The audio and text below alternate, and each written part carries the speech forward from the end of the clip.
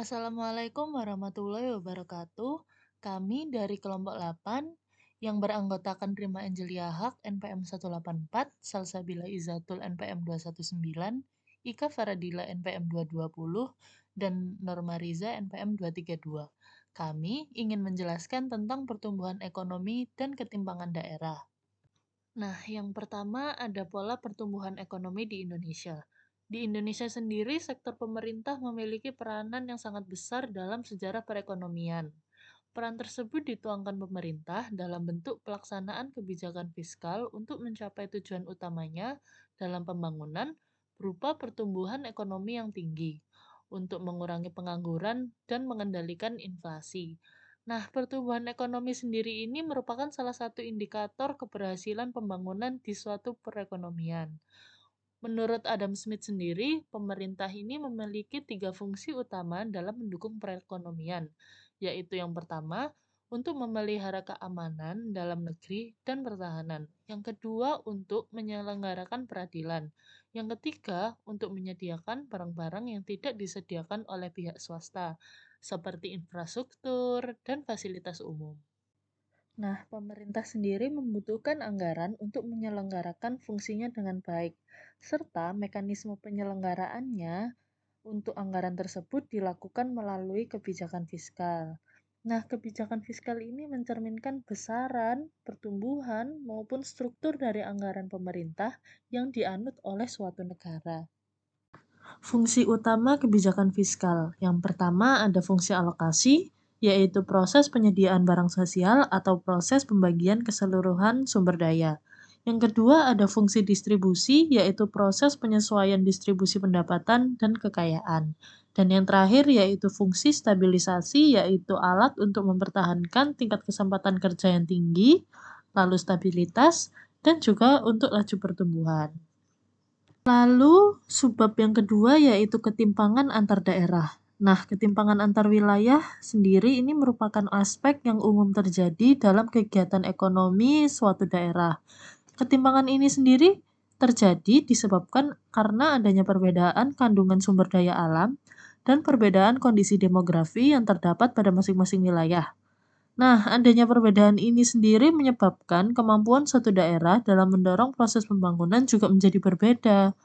Nah, oleh karena itu, pada setiap daerah biasanya itu terdapat wilayah maju atau yang biasa disebut developed region dan wilayah yang terbelakang, yaitu underdeveloped region. Nah, peranan pemerintah sendiri yang tercermin melalui pengeluaran pemerintah itu merupakan faktor penting dalam peningkatan pertumbuhan ekonomi yang melalui peningkatan permintaan agregat. Nah, selanjutnya yang ketiga itu garis kemiskinan BPS atau Badan Pusat Statistik.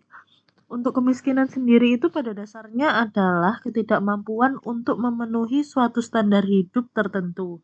Nah, ukuran kemiskinan yang banyak digunakan di negara berkembang seperti di negara kita ini adalah kemiskinan absolut yang membandingkan pendapatan atau pengeluaran rumah tangga dengan garis kemiskinan. Nah, BPS sendiri itu merupakan lembaga yang diberikan kewenangan oleh undang-undang untuk menghitung dan memetakan angka kemiskinan yang ada di Indonesia. BPS sendiri mengukur kemiskinan dengan menggunakan standar dan konsep yang sudah diterapkan di banyak negara, yaitu pendekatan kebutuhan dasar atau basic needs approach. Nah, tersedianya angka kemiskinan yang akurat di setiap wilayah dan di tingkat nasional itu juga merupakan syarat yang mutlak dalam penyusunan kebijakan penanggulangan kemiskinan.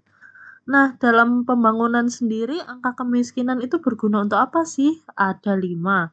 Yang pertama, untuk menyusun kebijakan dan rencana pembangunan nasional yang termasuk dari strategi penanggulangan kemiskinan.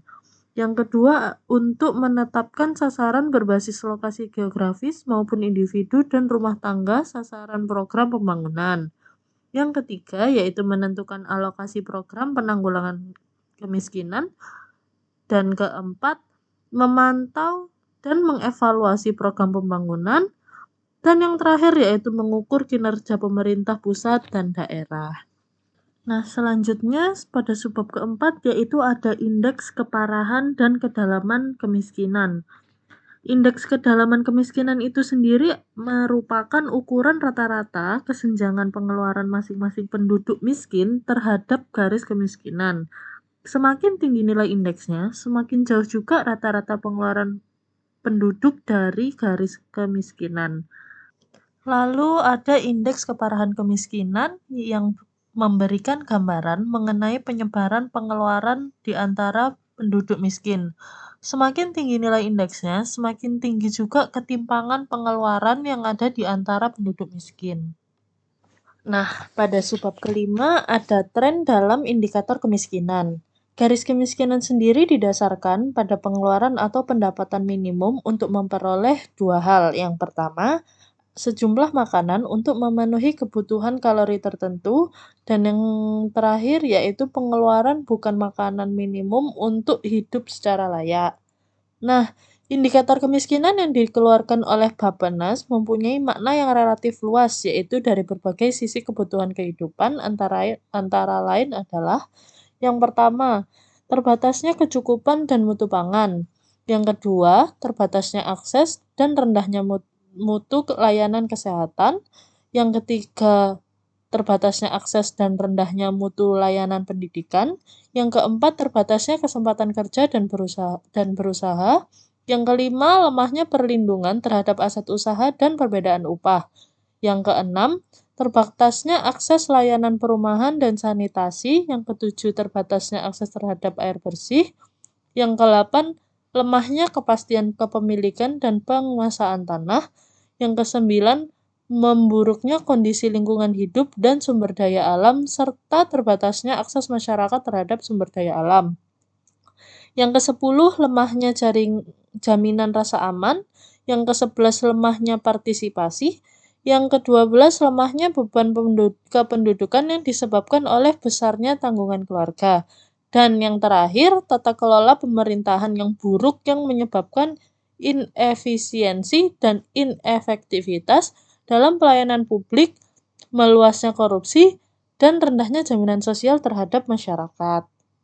Nah, yang selanjutnya strategi kelompok miskin ketika krisis. Program-program penanggulangan kemiskinan sudah sangat banyak dilaksanakan di berbagai negara. Strategi pembangunan yang dikembangkan bangsa Indonesia selama ini ialah bertumpu pada pertumbuhan ekonomi yang tinggi.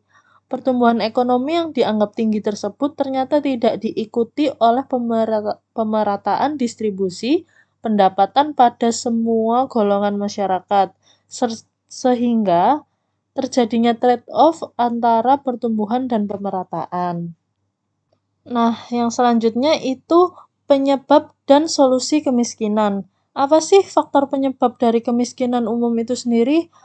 Yang pertama ada tingkat pendidikannya yang rendah, lalu ada malas kerja, kualitas kesehatannya buruk, sumber daya alamnya tidak ada, modal terbatas, harga kebutuhan tinggi, dan yang terakhir yaitu lapangan kerjanya terbatas.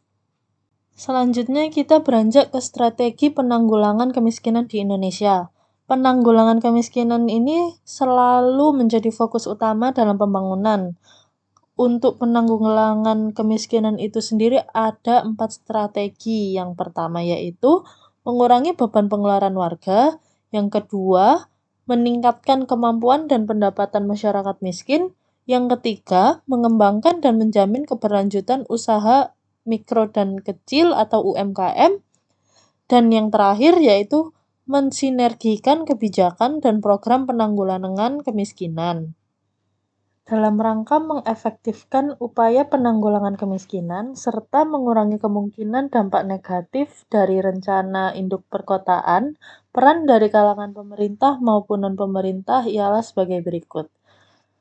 Yang pertama, meningkatkan kesadaran akan pentingnya informasi kemiskinan berbasis spasial dan karakteristik kemiskinan spasial sebagai dasar pertimbangan dalam penyusunan rencana induk perkotaan maupun dalam perancangan program penanggulangan kemiskinan.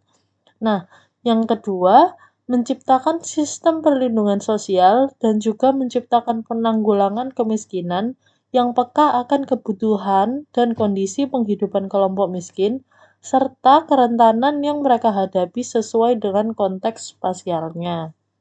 Nah, subbab yang terakhir yaitu koordinasi antar lembaga.